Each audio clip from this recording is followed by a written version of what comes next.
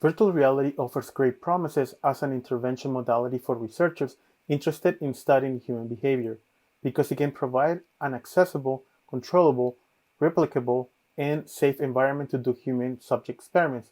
While understanding a single physiological signal can be insightful, it is even more useful to be able to examine multiple modalities, so as to understand human behavior and the individual responses to their environment, and gain insights into their cognitive processes.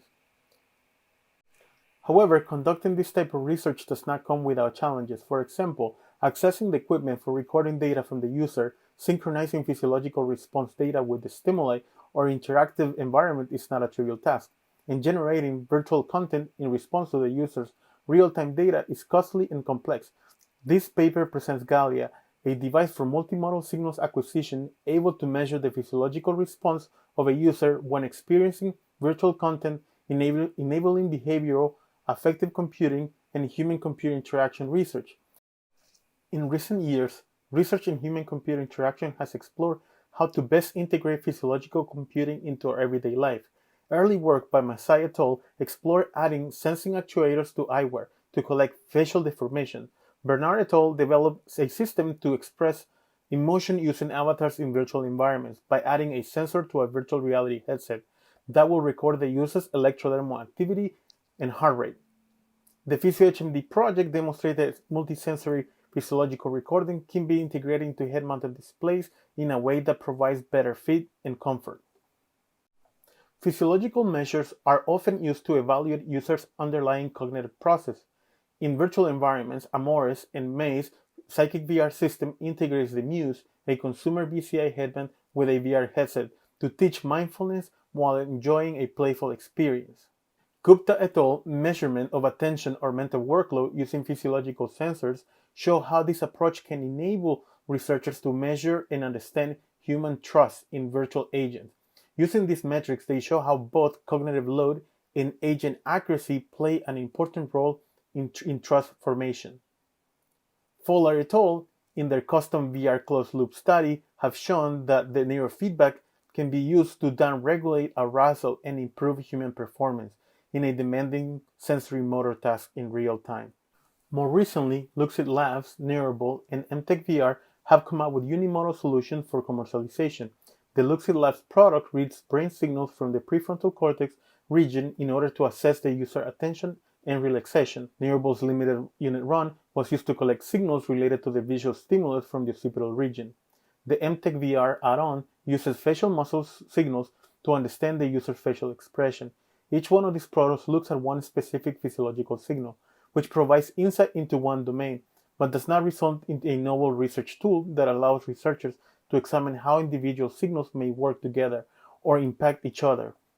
In order to understand more complex human behavioral processes, it is important to be able to monitor multiple signals, as is possible with the system presented in this publication.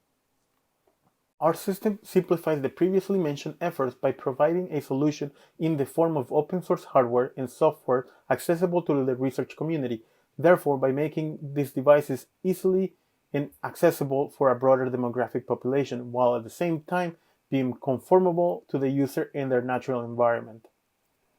Here we show a flow diagram of the system for closed-loop immersive experiences in VR. The sequence of events starts by first connecting the device to a Windows machine host over Wi-Fi.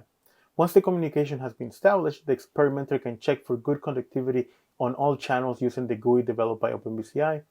Next, the LSL stream is initialized. Python scripts are used to process the signal, recognize patterns, and do other signal conditioning.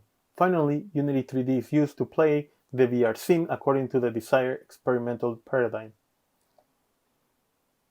This paper focuses on the device's signal and how these signals are used. Galea's compact multi-signal hardware architecture can be described as the following. On the facepad, electromyogram provides data from the muscle movements. Electrodermal activity is a signal generated from arousal changes. Electroencephalogram provides the data from the prefrontal region of the brain. Electroculogram signal is used to understand eye movements. A photoplethysmography multisensing sensor provides data from microvascular changes used for the heart rate and the temperature. At the back, electrodes provide data from the occipital lobe responsible for visual perception. And finally, at the top, 2 electrodes are used in the midline recording. We characterize the dynamic nature of each one of the multimodal signals collected by the headset by first reporting the internal noise floor of the system. We then report signal characteristics for each one of the sensing modalities and report SNR values. We accomplish this by collecting in vivo data and reporting on the raw data characteristics as well as the pre-process. BCI systems often rely on recognizing specific brain activities such as motor imagery, P300, and steady-state visual evoked potential. Among them, SSVEP is one of the most broadly used brain responses for developing BCI-based interactions. SSVEP occurs when the user is stimulated by visual stimulus that has a specific frequency. We developed a VR top view maze game in which the user controls the avatar using real-time biofeedback. Our results are shown in Figure 13, which exemplify the SSVP signal obtained from one of the users showing clear peaks at each stimuli frequency in the power spectral density plot. In Figure 14, we present the results of the offline canonical correlation analysis across all users. The different window sizes represent the length n of the signal, where 1 second corresponds to 250 samples used to compute the CCA. Shorter time windows mean faster detection time. However, we observe a trade-off between detection time and accuracy. Window size of 3 and 4 seconds provide a good balance of classification, accuracy, and time delay.